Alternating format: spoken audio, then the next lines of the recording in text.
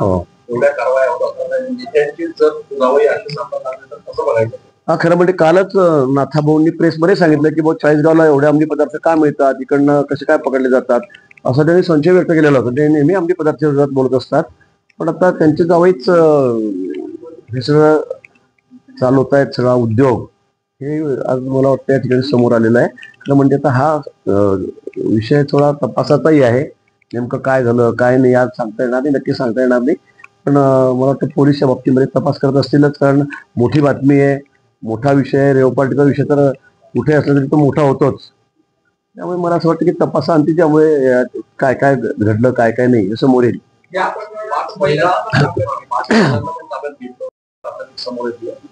नाही 5 महिला होत्या, 3 महिला होत्या, याच्याबद्दल मला काही कुठली माहिती नाही. खरं म्हणजे संबंधित तपास अधिकारी कोण आहेत काय मला माहित नाही. पण तपास केल्यावरच हे समोर येईल की 5 महिला होत्या का 3 होत्या, याच्यामध्ये कोण पळालं कोणी पलायन केलं आता सांगणं मला अशक्य आहे. पण पार्टी सुरू होती घेतला आपण सांगता आहात आणि असे सगळे अनावश्यक पदार्थ म्हणजे तिथे सगळे अंमली पदार्थ असतील, हुक्क्याचा बार लावलेला होता, दारूच्या बाटल्या सापडलेल्या आहेत, अजून काही गोष्टी त्या ठिकाणी सापडलेल्या आहेत. मला वाटतं की तपासाचा हा भाग आहे. तपासात तिथे काय म्हणताय की अशा पद्धतीचा ट्रॅप होईल याची मला पूर्वी कल्पना होती का, तसं वातावरण आहे राज्यामध्ये सध्या. नाथाबुका आणले असं ट्रॅप होईल असं मला वाटत होतं. मला संशय होता की अशा पद्धतीनं पुढे अडकवलं जाईल. अरे बापू, मग त्यांनी यांना अलर्ट करायचं होतं ना जावई बापूंना. त्यांनी त्यांना सांगायचं होतं की बाबा थोडंसं असं सांभाळा, असं काय असं होण्याची शक्यता आहे. मला वाटतं या गोष्टीला कुठे अर्थ नाहीये. जे झालंय ते आपण मान्य केलं पाहिजे आणि ठीक आहे तपासाचा भाग आहे हा. कोणी चूक केली असेल तर तिच्या गळ्यात पडेल. मला असं वाटतं की नेहमी असंच बोलणं की काही झालं की यांनी केलं, काही झालं की त्यांनी केलं, काही झालं की हे षडयंत्र आहे. मला वाटतं प्रत्येक वेळेला असं षडयंत्र आपल्याशी कसं काय होतंय, असं नाहीये. आणि म्हणून मला वाटतं की काय जे असेल ते समोर येईल.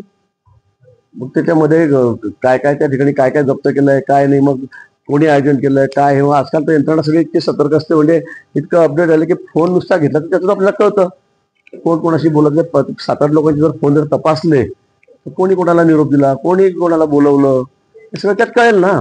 आपण असं आधीच कोणावर तरी आक्षेप घ्यायचा, जसं की जावयांना कडेवर घेतलं आणि त्यांना कुठेतरी नेऊन ठेवलं की ते असं कसं काय कोणी म्हणू शकतो.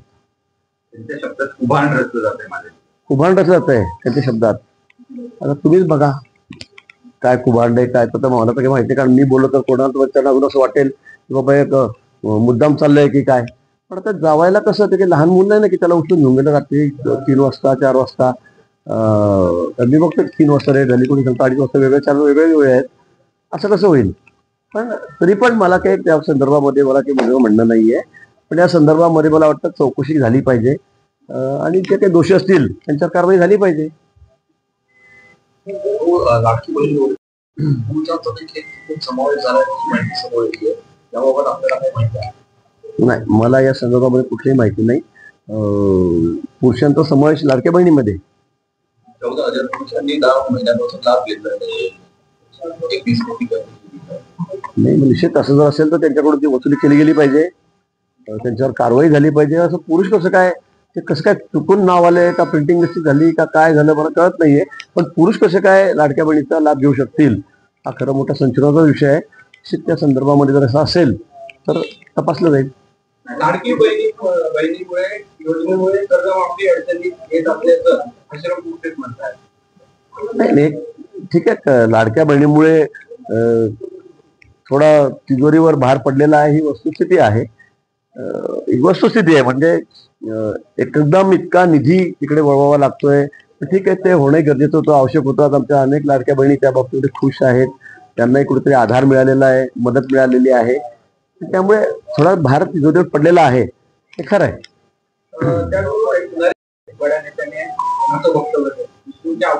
मी काही असं ऐकलं नाही कोण म्हणालं काय म्हणालं, म्हणजे ते ऐकण्यामध्ये नाही.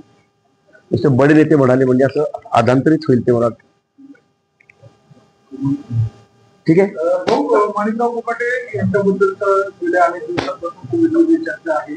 समोर आला सरकारने चौकशी लावली, मात्र त्यांच्या राजीनाम्याची मागणी विरोधात प्रयत्न कायम केली जाते. पण अजितदादांनी काहीतरी म्हटलं होतं काल, मी पंढरपूरला असतानाच बघितलं होतं की त्यांना मंगळवारी बोलवलेलं आहे, दादा त्या दिवशी बोलणार आहे. बोलणं झाल्यानंतर काय त्यांचं काय कोणाचं काय म्हणणं आहे, काय खरं आहे काय खोटं तपासलं जाईल. मुख्यमंत्री मोदयांशी चर्चा करून या संदर्भामध्ये आमचे दोन्ही नेते निर्णय करतील.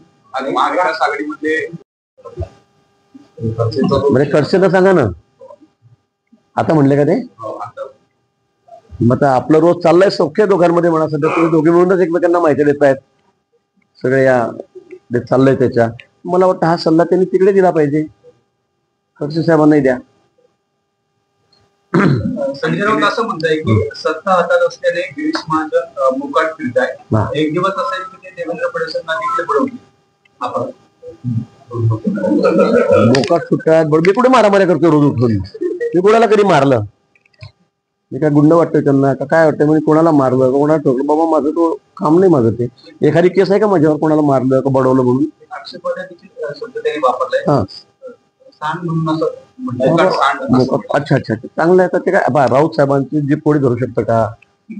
कोणी धरू शकत नाही. त्यांना अगदी केंद्रीय मंत्र्यांपासून सगळ्या आमच्या नेत्यांपासून उच्च न्यायालय आहे, सर्वोच्च न्यायालय आहे, इलेक्शन कमिशन आहे, त्यांना काही बोलण्याचा अधिकार आहे.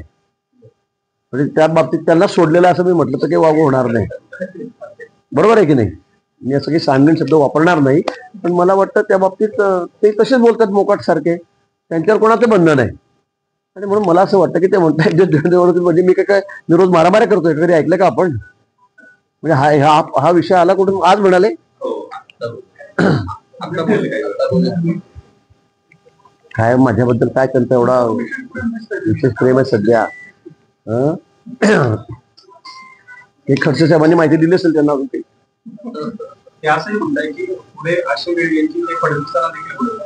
आता तुम्हीच विचार करत आहे विधानाचा, काय मी काय बोलू या संदर्भामध्ये? मग त्यांना म्हणा मी कोणाला बडवलं, कोणाला मारलं, कोणाची दादागिरी केली, एखादी केस आहे, कंप्लेंट आहे का म्हणा कोणाची आतापर्यंत? मला आता 40 वर्ष झाले, मी 5 वर्ष नगराध्यक्ष होतो सरपंच गावाचा माझ्या, आणि 35 वर्षाला मी आमदार आहे. माझ्यावर एखादा गुन्हा आहे का, एखादी केस आहे का, कोणाला दादागिरी केली, कोणाला धमकावलं, कोणाला खंडणी घेतली, आहे एखाद्याचं गुन्हा का? ते सांगा मला. ज्यामुळे तुम्ही असे स्टेटमेंट करता तर तुम्ही सगळे बघतायत मला इतके वर्ष झाले. आणि म्हणून माझा या गोष्टींबद्दल दुरांमध्ये संबंध नाहीये. ते कुठल्या अर्थाने बोललेत मला त्यालाच विचारावं लागेल की बाबा काय झालं असं. राज्यामध्ये कोण येत आहेत काय थोड्या वेळातच कार्यक्रम आहे, आपण बघा कोण करतंय काय येत आहे. पण अनेक लोक नाशिक शहरामध्ये अनेक जण दिग्गज नेते हे आता भाजपमध्ये येण्यासाठी उत्सुक आहेत. शहरामधले आहेत, जिल्ह्यातले आहेत आणि एकंदरीत उत्तर महाराष्ट्रातले आहेत. बहुतांशी सगळे आजी माजी सगळे आमदार जे आहेत ते सुद्धा या ठिकाणी भाजपमध्ये यायला, मुख्य प्रवाहात यायला तयार आहेत. थोड्याच कालावधीमध्ये आपल्याला आपल्या समोर सगळी नावं येतील. अजित पवार गटामध्ये 2 गट पडल्याचं प्रकरण होतं, त्यांनी गंभीर आरोप केलेले होते. प्रकरण होतं. मला वाटतं तर हा विषय माझ्याकडे मी बंद केलेला आहे. सर्वात एका माणसाला पकडलं, तो गावचा होता माझ्या जामनेरचा, आणि म्हणून माझा फोटो खडसेने दाखवला. मी त्याच्यावर 10 फोटो त्यांना दाखवले, सगळ्या राज्यातल्या सगळ्या टॉपच्या नेत्याचे दाखवले, त्याच्यावर बसलेले चर्चा करतानाचे. याचा अर्थ असा होतो का की त्यांच्यावर फोटो म्हणून ते हनी ट्रॅपमध्ये आहेत का, कुठल्या त्याच्या भानगडीमध्ये त्या बलात्काराच्या भानगडीमध्ये आहेत. आणि म्हणून मला असं वाटतं की आता त्यांना उठता बसता ते मीच दिसतोय, त्यामुळे आता काही त्याला इलाज नाहीये. आता अनेक त्या विषयावर चर्चा झाल्या, आमचे आमदारही बोललेत, आमचे मंत्री तिथले सावकारी बोललेत, सगळे आमचे आमदारही त्यांना त्यांच्या भाषेमध्ये सांगितलं. पण आता काय मला या विषयावर आता बोलायचंच नाहीये. त्यांना सगळं लखलाभ आहे, त्यांनी आता सध्या घराकडे लक्ष द्यावं.